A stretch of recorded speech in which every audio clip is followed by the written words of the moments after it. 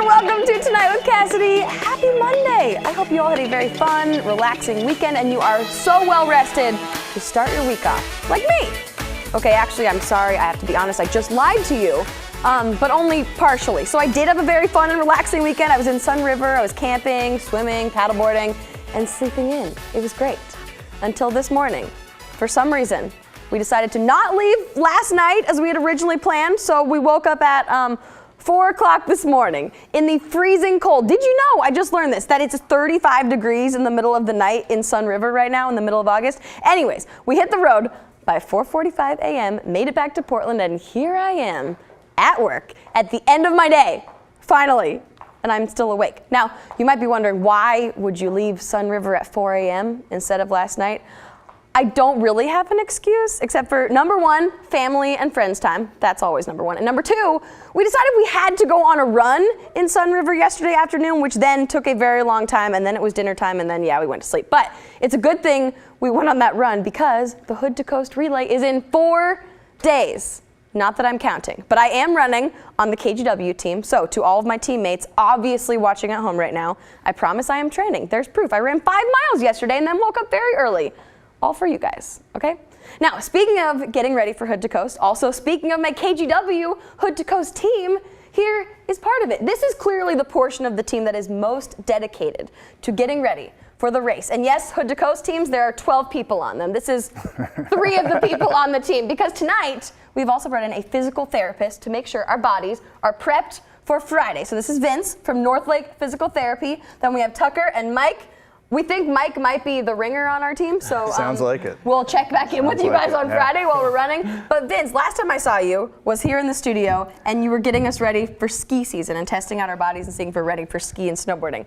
Now, obviously, you're wearing shorts. I almost said we were all. I'm not wearing shorts, but Hood to Coast, you can't help us like run faster by Friday, and you probably can't help us get more sleep, but you can help us figure out the whole stretching thing, what to eat, what to put in our bodies. Do you guys feel ready? How are you feeling? Definitely ready. Okay, perfect. And I hope, right? I hope that like that last minute training you did this morning was like the absolute cap for you. Exactly. Right? And that's the thing is most of the runners now have done their bulk of training. So this is the time where we want to be thinking about the complexity of this race, which is not the running, but the time that you have to sit in a van and get super tight. And you know, the things in the van, you're usually not sitting lounging back. You're scrunched up, you're underneath everyone's backpacks and sleeping pads. Sleeping sideways, maybe with a pillow, maybe with a sweatshirt like folded up. And then wake up. It's so comfortable. Go for a run. It's really glamorous. Do it fast, right? And then do it again, fall asleep, get all tight, finish your run, get back in the van. Totally. It's 3 races in one, and that is physically very difficult for the body to handle.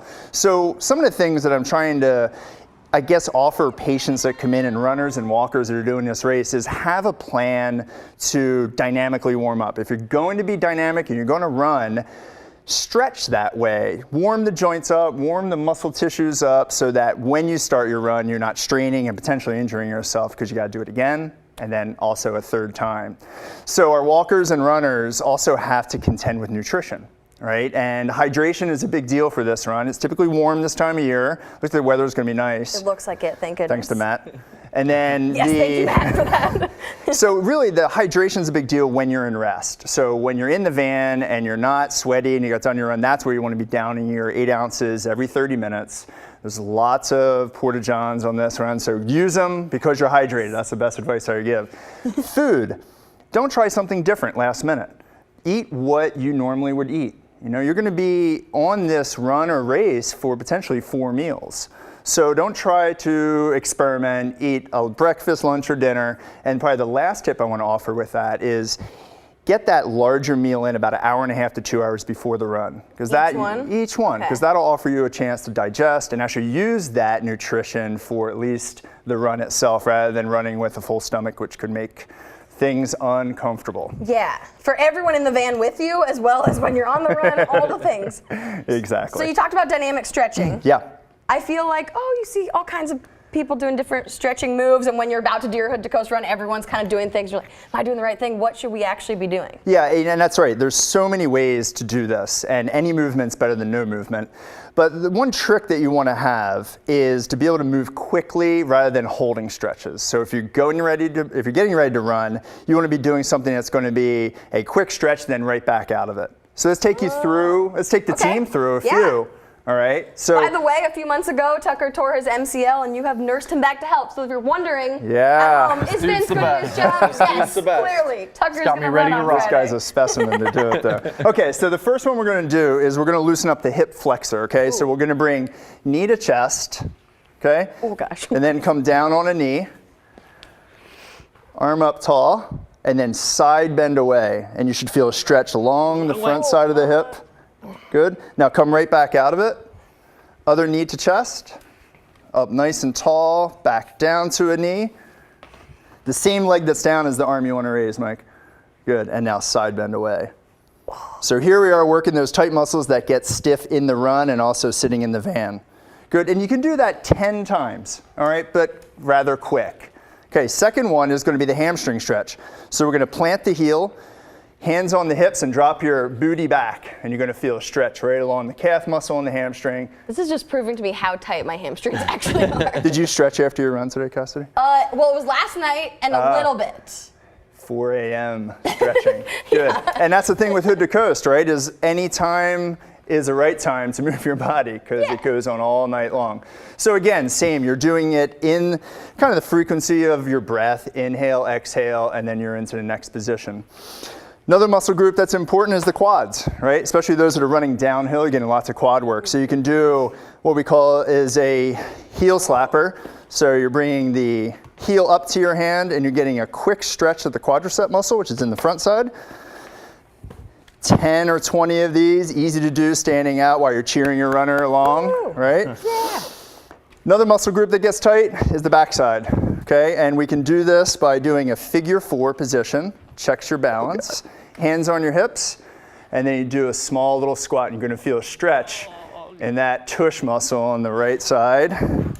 Switch legs, good, hips back, same stretch there. Where were you yesterday, Vince? We needed you in Sun River. Oh, these are great. So how long would you say, like if you're ready to run, you're thinking, okay, the runner right before me is going to be here in this length of time. Like how long should you be stretching? You can be doing this right up to the point that slap on the wrist comes from the baton that's handed off. So you can stay in this routine of stretching, just keep repeating these specific stretches. It's going to keep generating your body to be active, which is exactly what you're going to do when you start your run. So any length of time before that, you can do a little bit of this, but then right up to the point where you're ready to run. Amazing. Well, thank you so much. I think that means we're ready. Definitely Besides the whole like running thing, you guys gonna kill mastered it? the stretching thing. Yeah. I'm gonna rewatch this segment at least like 6 times so I can remember all of those. And of course, go and see Vince if you need any of physical therapy needs in your life, because clearly he can fix you. He can get you ready for the coast and get us all ready too. So thank you, Vince. You're so welcome. So okay, now that I'm kind of out of breath, we've had a little bit of a workout, so I think we can reward ourselves with a treat.